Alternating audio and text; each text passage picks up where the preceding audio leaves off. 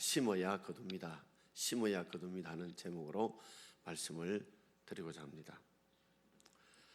어떤 한 분이 목사님께 설교를 하셨는데 설교하면서 성도 여러분 돈 많이 버시길 바랍니다 하니까 모두가 다 웃는 모습으로 아멘 아멘 합니다. 여러분 많은 번 걸려 저축도 많이 하십시오 하니까 아멘 아멘 해요. 그러다가 목사님께서 여러분이 받았던 귀한 그 사랑과 그 은혜를 가지고 하나님과 교회와 이웃들을 위해서 많이 베푸기를 바랍니다 했더니 사람들이 조용하다라는 겁니다. 이것은 사람들이 받기를 좋아하고 주기를 그렇게 원하지 않는 인간의 본성을 알게 됩니다. 사람들은 남에게 베풀기보다는 받기를 원하는 게 인간의 본성이죠. 이것이 우리의 삶에도 우리 신앙생활에도 하나님께 은혜 받기를 원하지만 우리 권사님도 기도했듯이 우리가 받았던 은혜를 하나님을 위해서 얼마나 헌신하고 베풀기는 인색한 것이 우리의 마음입니다. 여러분 부모와 자식 간에도 그렇습니다. 부모님들은 자식에게 아낌없이 정말 모든 걸 베풀고 나누어 주기를 원합니다. 그런데 정작 자신들은 어떻게 생각합니까? 그렇게 나름대로 최선을 다해서 모든 걸 쏟아서 베풀어 주었지만 자녀들은 당연하게 생각해요. 당연하게 생각할 뿐만 아니라 다른 사람과 비교하면서 왜 우리 부모님들은 저 사람보다 나를 더 밀어주지 않고 더 도와주지 않고 더 챙겨주지 않느냐고 이렇게 불평하는 게 우리 자녀들의 마음이 아닐까요? 그럴 때 우리 부모님들이 이렇게 생각하겠죠. 아이고 저 비르무름을 자석 저거 내가 저놈을 위해서 그렇게 헌신하고 드리고 바쳤던 것이 무슨 소용이 있느냐. 후회가 된다. 그래서 만약에 내가 다시 한 번 더 이렇게 젊어서 옛날로 돌아갈 수만 있다면 내 자식에게 그렇게 다 주지 않을 거다. 그리고 하나님과 나라와 교회를 위해 이웃들을 위해서 베풀며 살아가겠어. 저는 이런 이야기를 많이 들었습니다. 여러분. 하나님과 우리의 관계도 이와 같지 않을까요? 하나님 우리 아버지가 되시고 우리는 하나님의 아들과 딸입니다. 늘 하나님께 달라고 기도하고 하나님 주시는 것은 당연한 것으로 우리가 생각하면서 정작 하나님이 위해서 또 하나님이 말씀에 기록한 대로 이웃을 나누고 베풀고 하는 것에서는 우리 인색하고 있지는 않은지요. 어쩌면 좀 드려도 굉장히 생색을 내고 대단한 거 드린 것처럼 우리가 그렇게 살아가고 있지 않는지요. 하나님께서도 보실 때 어떤 마음과 생각을 가질까요? 내가 다시는 저놈한테 주나 봐라. 줘봤자 하나님을 위해서 헌신하고 사용하지 못하는데 그런 마음이 들지 않겠느냐는 것입니다.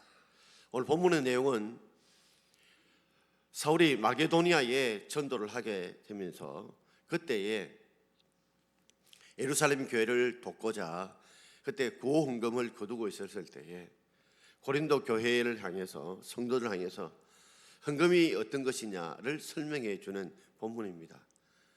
자, 헌금을 우리가 연보라고 그러죠.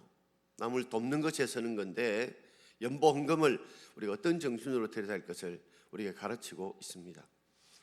성도들은 이 헌금 설교하는 것 저는 거의 1년에 한 번 할까 말까 하는데 헌금 설교하는 걸 굉장히 부담스럽게 생각합니다. 그리고 헌금 설교를 하는 것을 싫어합니다. 마찬가지로 목사도 헌금 설교를 하는 것이 부담스럽고 그렇습니다.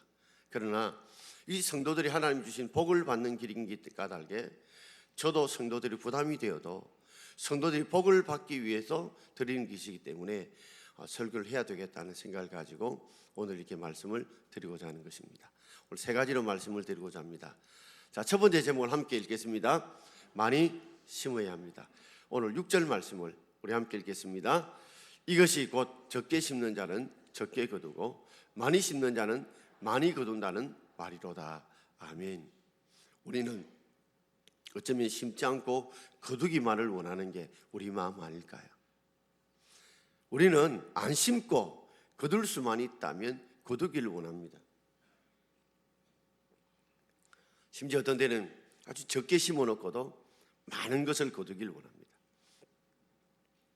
가치가 좀 낮은 콩을 심어놓고 더 귀한 팥을 얻기를 원하는 게 우리의 본성이 아닐까요? 그러나 성경은 분명히 심어야 거둔다. 적게 심으면 적게 거두고 많이 심으면 많이 거둔다. 비례관계에 있다는 것이죠. 거두기 위해서는 심어야 되고 많이 거두려면 많이 심어야 된다는 겁니다. 우리가 물질뿐만 아니라 말도 그렇습니다.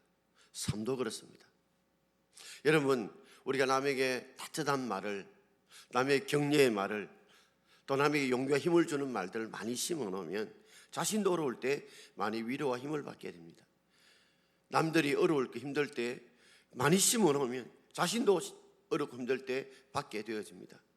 우리가 결혼이나 장례를 가보게 되면 어떤 데는 무작정 많이 가라고 말하기 어렵습니다.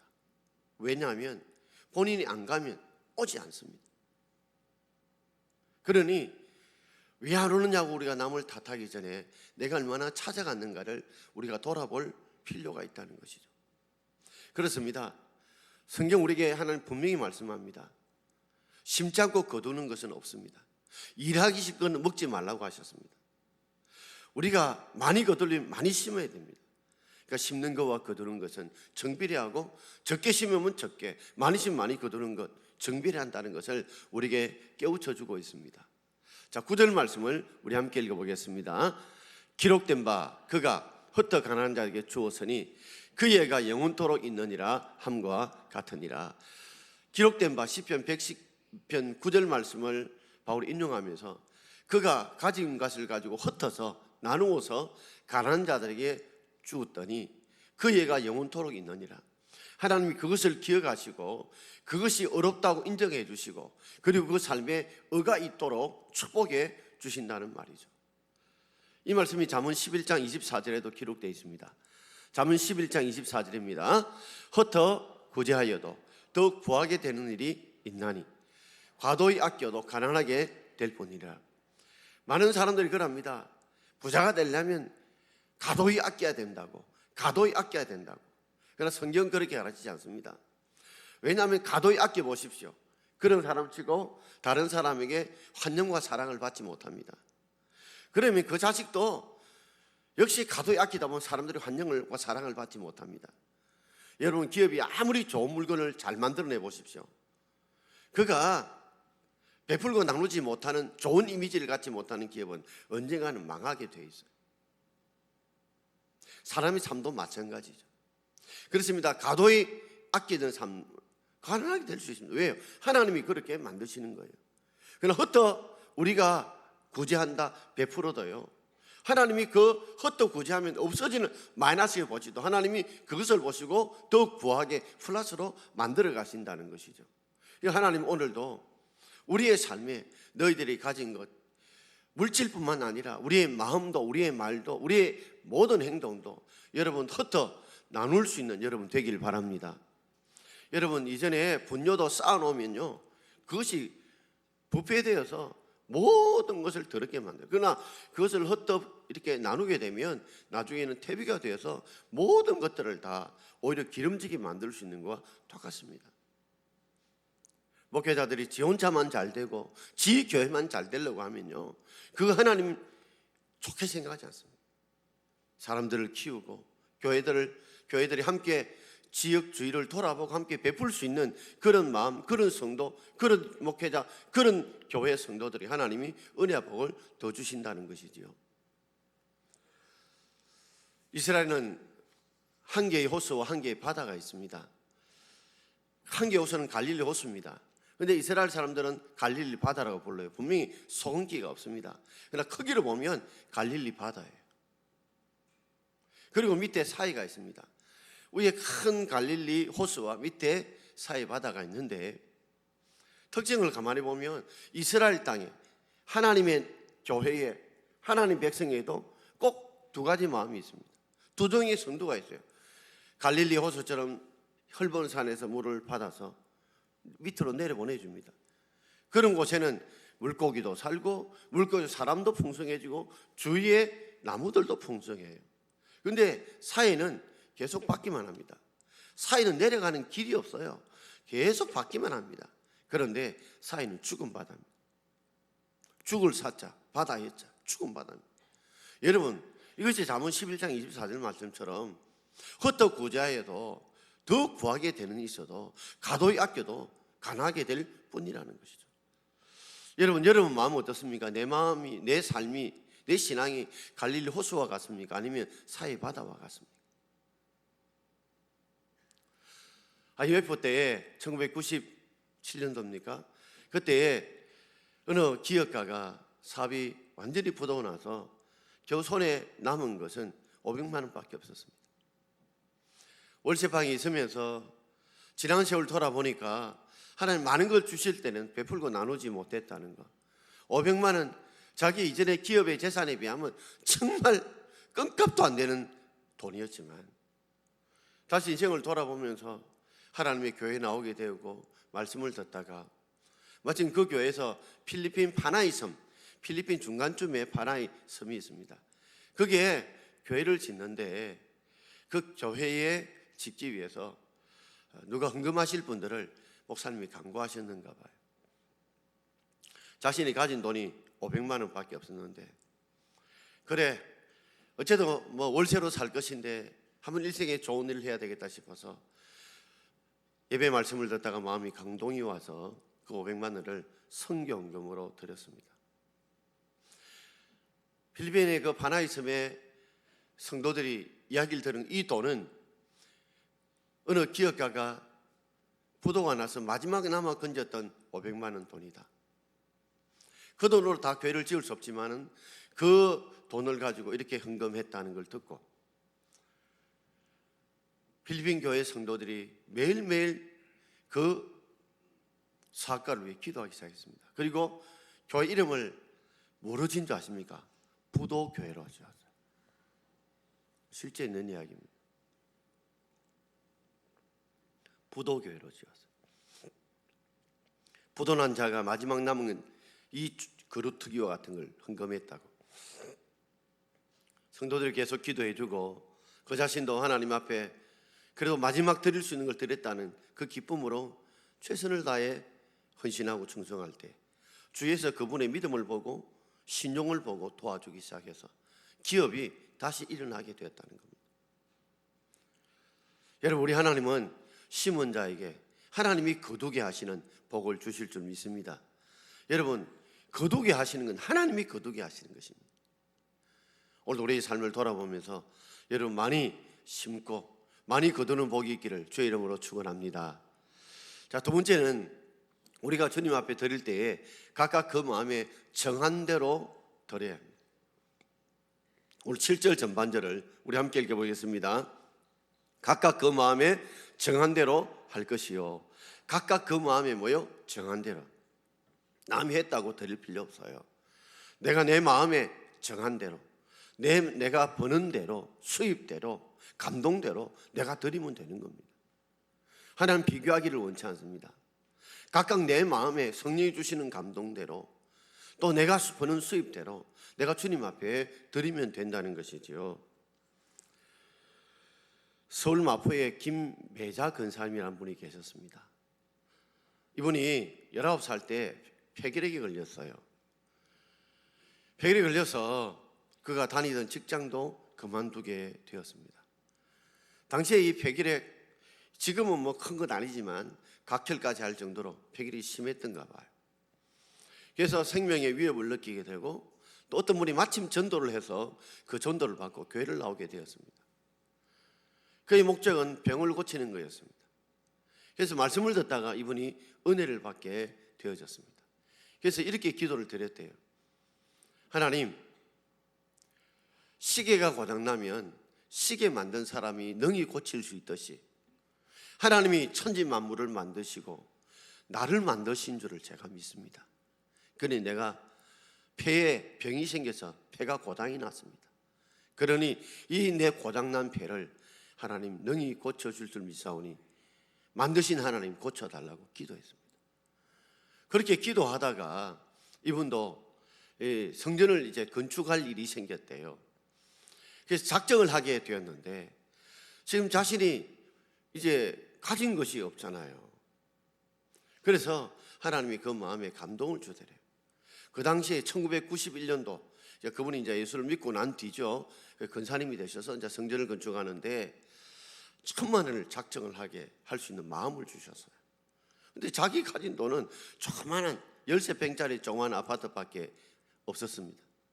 마포에 있었는데, 그래서 하나님 앞에 1,000만 원을 헌금 작정을 했는데 갚을 드릴 헌금이 없었죠. 그래서 그가 처음 드렸던 것이 10만 원 씨앗 헌금이었습니다. 씨앗 헌금. 하나님, 내가 가진 것 없지만 이제 처음으로 심는 씨앗 헌금을 드리겠습니다 하고 10만 원을 드렸어요. 그리고 매달 아껴서 10만 원 헌금을 드렸는데, 그 연말쯤 되어서 갑작스럽게 5층짜리 아파트가 재개발이 들어가게 되면서 이분이 그 똑같은 아파트도 받으시고, 그리고 1,000만 원 헌금하고도 4천만 원이 남았다는 거죠. 하나님께서 자신이 정한 마음으로 드릴 때에 하나님이 기뻐하시고 채워주신 것을 처음 했다는 간증을 읽은 적이 있습니다. 여러분, 다른 사람과 비교할 필요 없어요. 내가 주시는 감동대로, 내 수입대로, 내 깨달음대로 주님 앞에 우리가 기쁘게 드릴 수 있기를 바랍니다. 없으면 여러분, 내가 기도를 작정하십시오. 내가 매일 순간에 내가 어려운 이웃들을 위해서, 교회를 위해서 내가 기도하겠다. 기도 작정. 오늘 우리 그 사람인 것은 11조는 드려도 시간에 11조를 드리지 못하는 자들이 얼마나 많습니까? 자, 세 번째입니다. 제목을 함께 읽겠습니다. 그러나 인색함이나 억지로 하지 말고 즐겨내는 자를 하나님은 사랑하십니다. 자, 우리 7절 전체를 한번 읽어보겠습니다. 각각 그 마음이 정한 대로 할 것이요 인색함으로나 억지로 하지 말지니 하나님은 즐겨내는 자를 사랑하시느니라. 아멘. 인색이라는 말은 지나치게 아낀다는 거예요. 또 억지는요, 내가 하기 싫은데 억지로 마지못해서 하는 겁니다. 하나님은 즐겨내는 자를, 기쁘게 내는 자를 사랑하신다는 거죠. 그러니까 우리가 헌금한다고 해서 내가 과도히 아껴서 그렇게도 하지 마시고, 마음에 감동이 없는데 억지로도 하지 마세요. 우리는 하나님 앞에 즐거움과 기쁨으로 내는 자를 하나님은 사랑하신다고 분명하게 말씀해 주고 있습니다. 아주 오래전의 일입니다. 2000년 초에 서울에서 어떤 한 집사님 부부가 새롭게 아파트를 장만하고 목사님을 청빙해서 입택 예배를 드리게 됐습니다. 그때 아파트 평수가 90평이라고 합니다. 혹시 여러분 90평 아파트에 구경하신 적은 있으십니까? 저는 제가 이전에 온천제일교회 뒤편에 호화빌라가 들어섰어요. 100평이었습니다. 개인 사우나실까지 있는 거, 거기 한번 구경해 본 적이 있습니다. 그런데 제가 이 100평 이 빌라에 들어가 보니까 여기서 작은 풋볼 경기를 해도 될 정도로 거실이 넓었어요. 90평이란 이제 아파트에 가서 이제 입택 예배를 드렸어요. 그 집사님이 눈물 콧물 쏟으면서 아멘 아멘 하고 예배를 다 마치고 감사헌금 봉투를 하나 목사님 주셨어요. 목사님 받았다가 주일날 헌금함에 넣은 거예요. 마침 그때 함께 교육자들과 재정위원장도 함께 그때 입택 예배 함께 부역, 우리가 교구장이죠, 함께 참석했는가 봐요. 근데 그날 밤에, 주일날 밤에 이 재정위원장 장로님이 전화가 온 거예요. 목사님한테. 목사님, 혹시 목사님 헌금 봉투 어제 그 어느 집사인지 헌금 감사헌금 봉투 혹시 다른 거하고 바꾼 것 아닙니까? 그래서 목사님, 나는 아무 생각 없이 그냥 그대로였는데요. 그 왜요? 그랬더니 아파트 한 1,000원짜리가 9장 들어있다라는 거죠. 그래서 저는 잘 모르겠습니다. 집사님 장로님 직접 전화해 보세요. 그랬더니 그 장로님이 전화를 해봤던가 봐요. 그래서 혹시 집사님 그 입대 감상후에 9,000원 내신 거 맞아요? 그러니까 나는 구자를 좋아한대. 올해 구자를 좋아해서 1,000원짜리 9장을 내었다는 거죠. 예, 알겠습니다 했대. 그가 받았던 그 사랑에 비해서 너무 인색하게 드리는 거예요. 그걸 보고 참 재정위원장님이 물었다는 거죠.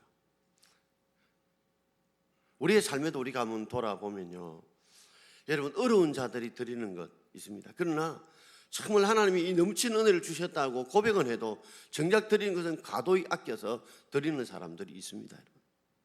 그건 하나님이 원하고 기뻐하지 않습니다.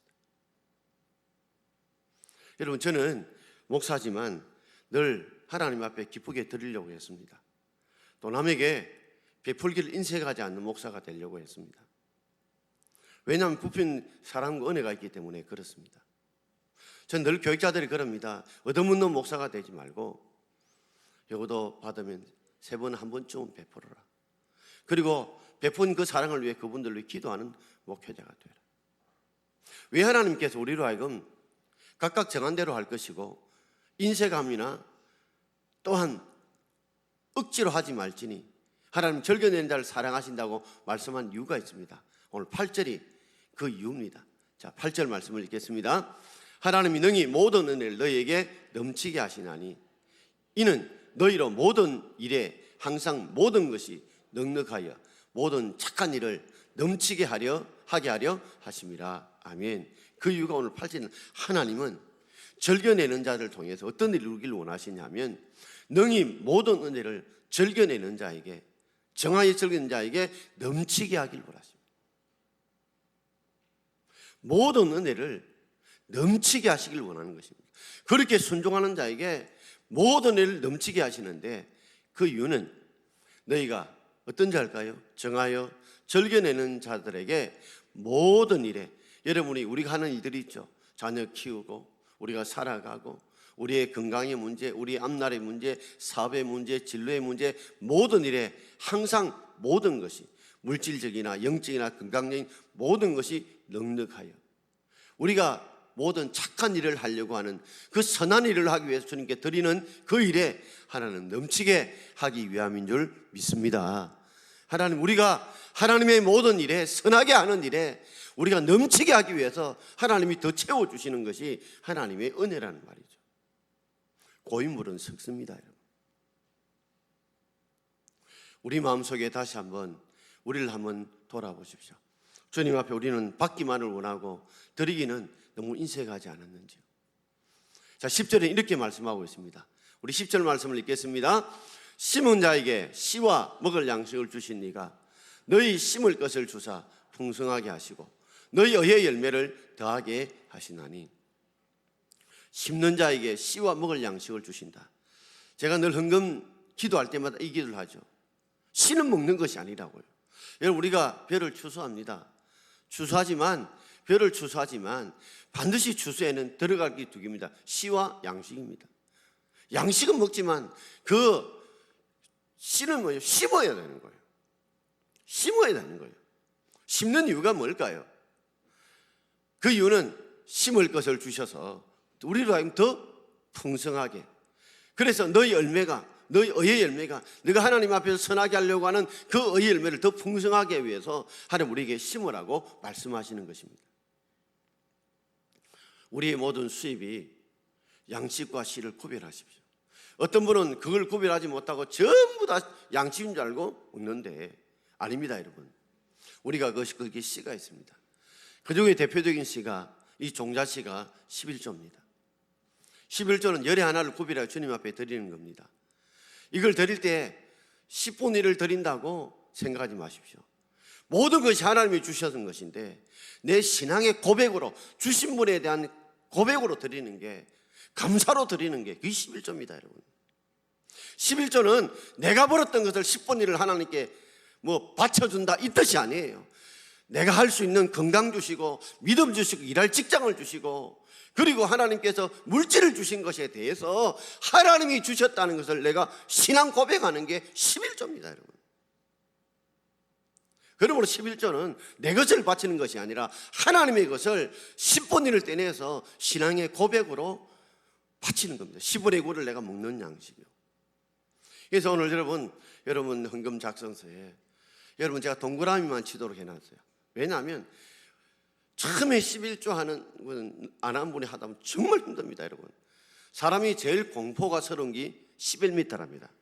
어떤 분이 김동호 목사님 설교하면 사람이 제일 높은 고공의 공포가 11m 공포랍니다.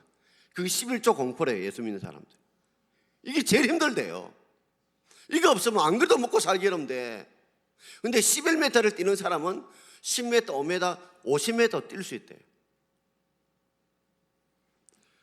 사람에게 제일 처음 예수 믿어 힘든 게 11조 공포입니다. 그러나 여러분, 저도 11조 했고 여기 11조 한 분들도 다 먹고 살았어요. 건강히 버티고 살았어요. 오히려 하나님이 그런 자에게 더 모든 것에 모든 게 넘치도록 풍성하도록 채워주십니다, 여러분. 그러므로 여러분, 우리 신앙의 고백으로 하나님 앞에 기쁨으로 드리길 원합니다. 처음에는 온전하게 못 드리면 그냥 씨앗 헌금이라도 드리십시오.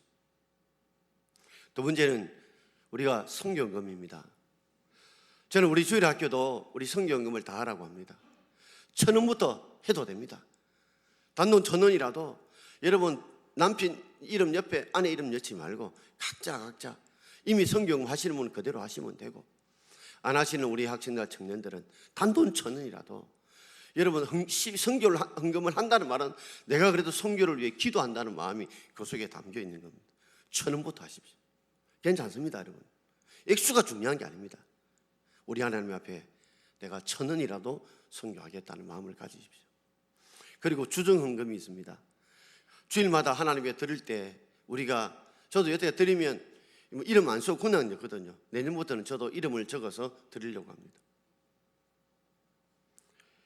주일마다 전하는데 민수기 우리 마지막 읽겠습니다. 16장 16절과 17절 읽겠습니다.